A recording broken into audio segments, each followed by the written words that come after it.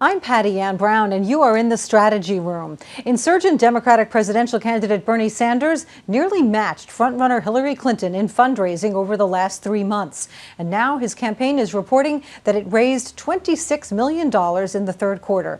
That's just $2 million behind the former Secretary of State. So here now with reaction are political strategists Ellen Ratner and Bonjean. Thank you both for joining us. Thank you. Thank you. A Sanders spokesman says they raised more than $2 million just on Wednesday, the deadline day alone, calling it a record day for the campaign. So, Ron, what do you make of Senator Bernie Sanders creeping up on Hillary Clinton there?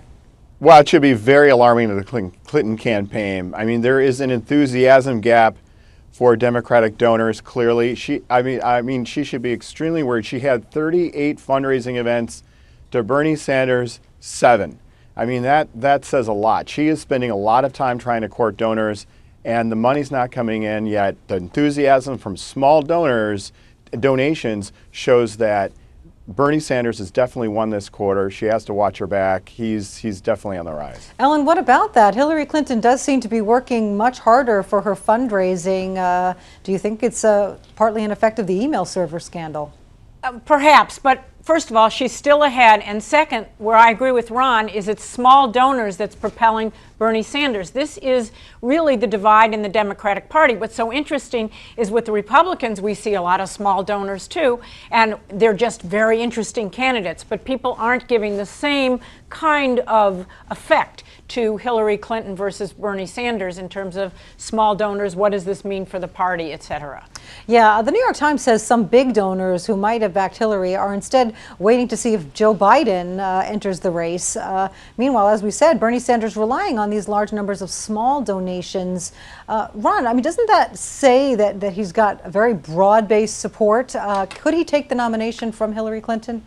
Well, like that, we're far away from knowing that, but I'll say this, that, the trend is going in Bernie Sanders' direction, at least on the money side, and on the enthusiasm side. If you look at, the crowds that he's brought in, I mean, he's packed arenas compared to Hillary Clinton's small get-togethers. He is speaking off the cuff while she is speaking at really controlled events and now finally giving some interviews. I do think the email scandal has a little bit to something to do with this. I think Joe Biden certainly has had to have had an effect on some of these big donors as well.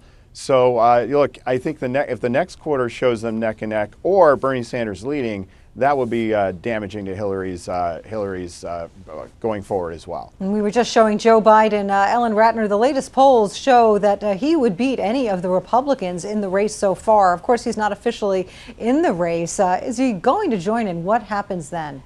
I wish I knew whether he was going to join or not, but just in terms of the smaller donors, I remember, because I'm old enough, that in 1968 we had Clean for Gene McCarthy. Well, he got huge crowds as well, but didn't make it.